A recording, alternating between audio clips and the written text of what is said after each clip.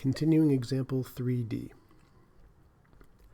What we have just done in our previous video is calculated the overhead cost to be allocated to these three products using an activity-based costing system.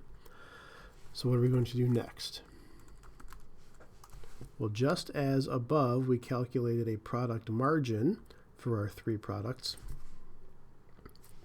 We are going to calculate a product margin for our three products if margin is calculated using an activity-based costing approach. So the first thing we're going to do is get our total costs.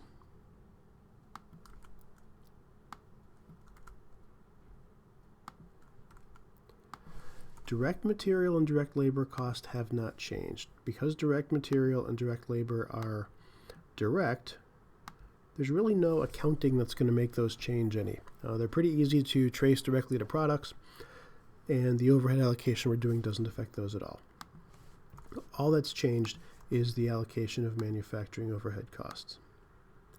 So I'm going to drop in, instead of the old manufacturing overhead that we calculated using the only machine hours approach, I'm going to drop in new overhead using the activity-based costing approach.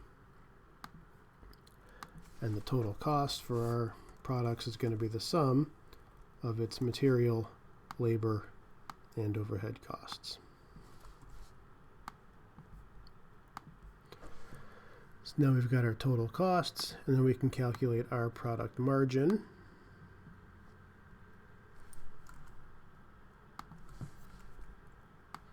For our three products.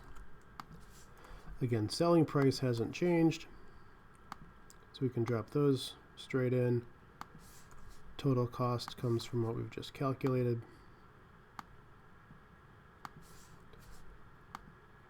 And our margin per unit is going to be the difference. And what we see now is a very different story from what we had before.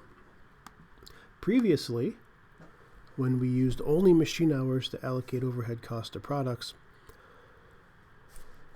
we have an understanding of our products that says that the C pod was very profitable and the A pod was less profitable. But again, that ignored all the other resources that the C pod consumed. Now, when we hold the C pod responsible for all the different products, or sorry, all the different costs that it consumes. Sorry, I'm distracted because I forgot to change the requirement here. Please forgive me for that. When we hold the C pod accountable for all the resources that it consumes, it ends up looking like a much more expensive product than it did before. And again, this probably aligns with what the production manager sort of intuited when she was watching the production process, that we spend all this time and money moving stuff around, getting the C pod products to the right place. We spend a lot of time buying and receiving and checking and inspecting the appliques that go onto this special product. So when our accounting system, when our overhead costing system allows the products to bear the cost for the resources they consume, we get probably a much more refined, or we get a more refined and probably much more useful understanding of costs.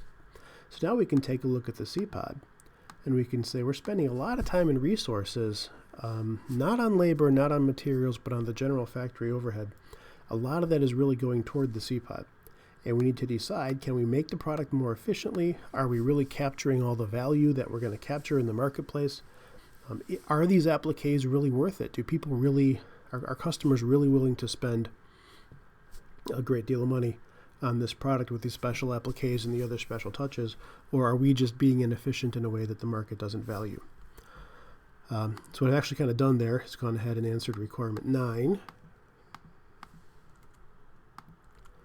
What kind of insights can management gain?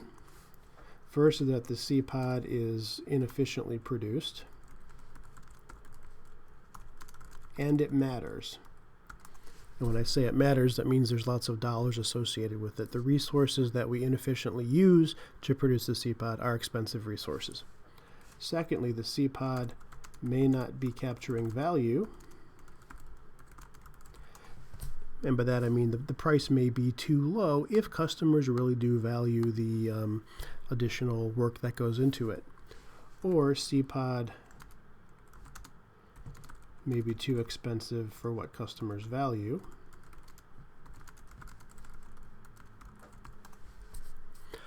And again, there's a lot of detail that we would need. We'd have to do some marketing research. We'd have to understand a lot more detail than we have in the particular problem. But there are several insights that managers can gain all around the fact that the work that goes into the CPOB doesn't seem to show up in the price. And is the primary issue internal, a production efficiency issue, or is it external, a marketing issue? Have we created a product that there really just isn't enough demand for to justify the cost of producing? Requirement 10, what cautions must managers keep in mind? And this is something that I like to discuss because a lot of the people who discuss activity-based costing sort of implicitly assume that the ABC system is going to give you accurate or more accurate product costs. So I want to give a couple of insights that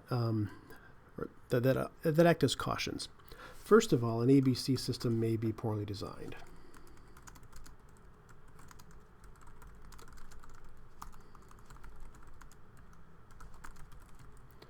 So just because I've designed an activity-based costing system doesn't mean that I've really captured the differences in the way products use the overhead resources. Secondly, an ABC system can create different winners and losers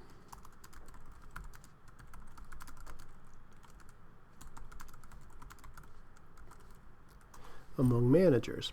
So for example, let's say you've been the manager of the CPOD product. You're the one who thought that we should add this new product for a high-end market. You're the one who thought that we could sell this product for a premium price, and that there's a certain amount of quality that had to go into the product to command the premium price. And up until this new activity-based costing system came out, you were looking like your product was pretty profitable. But when the ABC system is designed, all of a sudden your product looks like a loser, and your skill as a manager may come into question.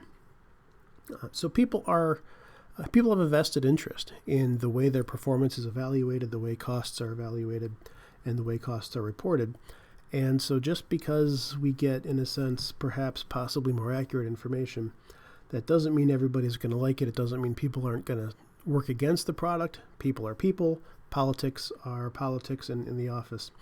And so we could easily see some, at the very least, hurt feelings, at the worst, actively dysfunctional behavior, people trying to sabotage the implementation and put bias into the implementation. If you're the CPOD manager and you sort of see where things are going, you might try to argue against material moves and purchase orders as measures of the complexity that's being used. You might try to find measures where your product doesn't use so many of them. We're all tempted to make sure that our performance is measured in a favorable light.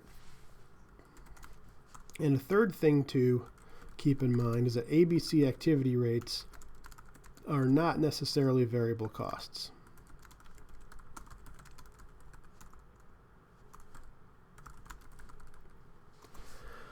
Just because we come up with this activity rate of 317 per machine hour, 462 per material move, and 565 per purchase order doesn't mean that if we use fewer machine hours, we're going to save $3.17 per machine hour. This total cost of machining included some depreciation, a big chunk of its depreciation. That's probably a fixed cost. These wages, are we really going to fire some people or cut wages expense simply because we do a few less machine hours? It's not clear that we will.